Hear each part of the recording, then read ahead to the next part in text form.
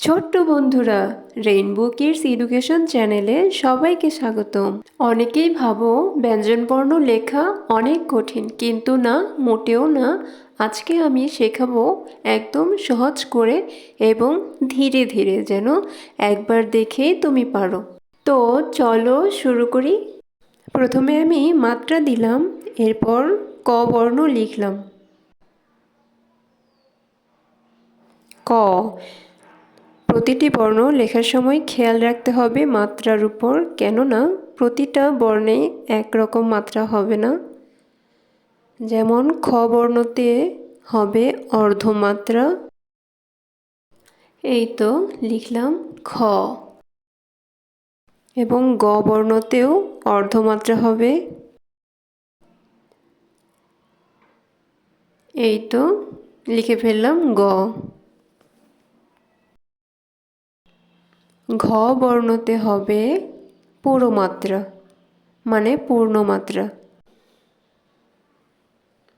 এই তো লিখলাম ঘ। এবং ও লেখার সময় আমাদের কোনো মাত্রায় ব্যবহার করা হবে না, এটা হবে মাত্রাহীন ও। এভাবে প্রতিটা বর্ণ লেখার সময় মাত্রার উপর খেয়াল রেখে বর্ণগুলোকে লিখতে হবে। চ বর্ণতে পূর্ণমাত্রা হবে। এই তো লিখলাম চ। ছ বর্ণতেও পূর্ণমাত্রা হবে। এই তো লিখলাম ছ।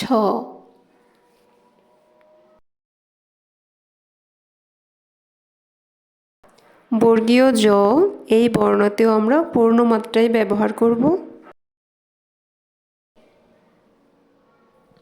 এই তো লিখলাম বর্গীয় জ। এবং ঝ বর্ণতে অর্ধমাত্রা ব্যবহার করব। এই তো ঝ।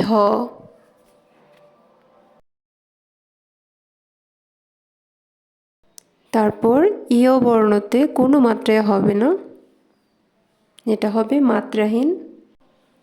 এই তো লিখলাম ইয়। এখন ট লিখব। ট বর্ণতে পূর্ণমাত্রা হবে। এই তো লিখে ফেললাম ট। এরপর ঠ বর্ণতেও পূর্ণমাত্রা হবে। এই তো লিখলাম ঠ। ডতেও পূর্ণমাত্রা হবে। এই তো লিখলাম ড। ঢ বর্ণতেও পূর্ণমাত্রা হবে। এই তো ঢ। এরপর মূর্ধন্য। মূর্ধন্য বর্ণতে অর্ধমাত্রা হবে। এই তো লিখলাম মূর্ধন্য।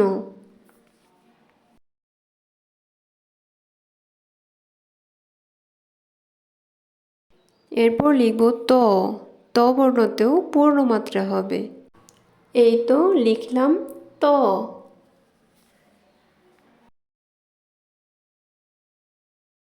এরপর থ লিখব। থ বর্ণতে কিন্তু অর্ধমাত্রা হবে। এই তো লিখলাম থ।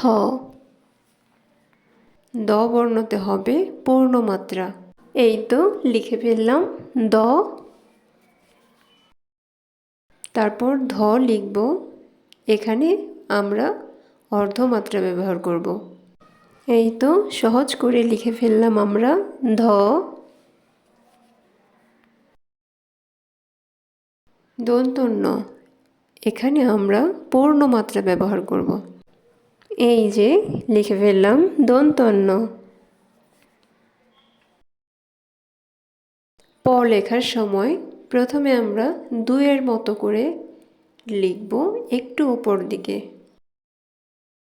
তারপর এক টানে এইভাবে দিয়ে আমরা অর্ধমাত্রা ব্যবহার করে প লিখব। এই তো প লিখে ফেললাম কত সহজ করে। ফ লেখার সময়ও পূর্ণমাত্রা ব্যবহার করব। এই তো লিখলাম ফ। এরপর হবে ব। ব লেখার সময়ও আমরা পূর্ণমাত্রা দিয়ে তারপর ব লিখব। এই তো দেখো, ব লেখা কত সহজ। ভ লেখার সময়ও আমরা পূর্ণমাত্রা ব্যবহার করব। এই তো লিখে ফেললাম ভ। ভ লেখাটাও অনেক সহজ। ম। ম বর্ণ লিখতে গিয়ে আমরা পূর্ণমাত্রা ব্যবহার করব একইভাবে। এই তো লিখলাম ম। অন্তস্তীয় জ। অন্তস্তীয় জ এই বর্ণটিতেও আমরা পূর্ণমাত্রা ব্যবহার করব। বসিনা র। বসিনা র লিখতেও আমরা পূর্ণমাত্রা ব্যবহার করব। লিখে ফেললাম বসিনা র। ল। ল বর্ণটি আমরা পূর্ণমাত্রা ব্যবহার করে প্রথমে লম্বা একটি দাগ দিয়ে তারপর যদি এভাবে ঘুরিয়ে ঘুরিয়ে দিই তাহলে সুন্দর হবে। লিখে ফেললাম ল। তালবস্য। তালবস্য বর্ণতেও অর্ধমাত্রা ব্যবহার হবে।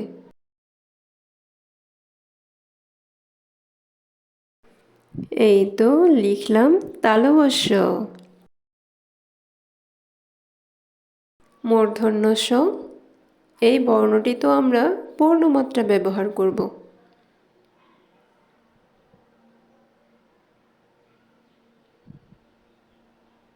মূর্ধন্য ষ। দন্তস্ব। এই বর্ণতেও আমরা পূর্ণমাত্রা ব্যবহার করব।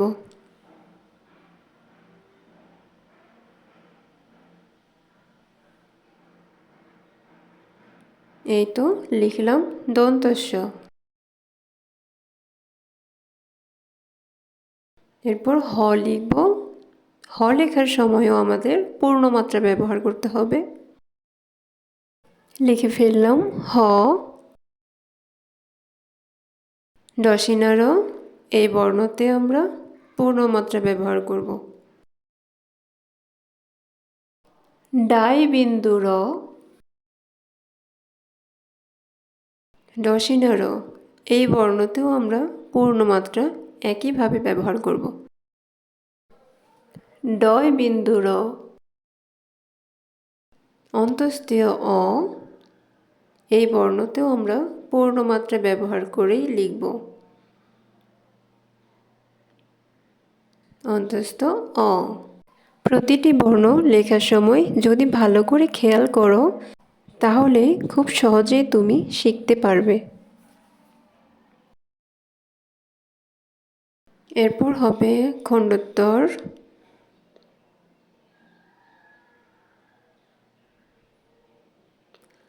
অনিশ্বর।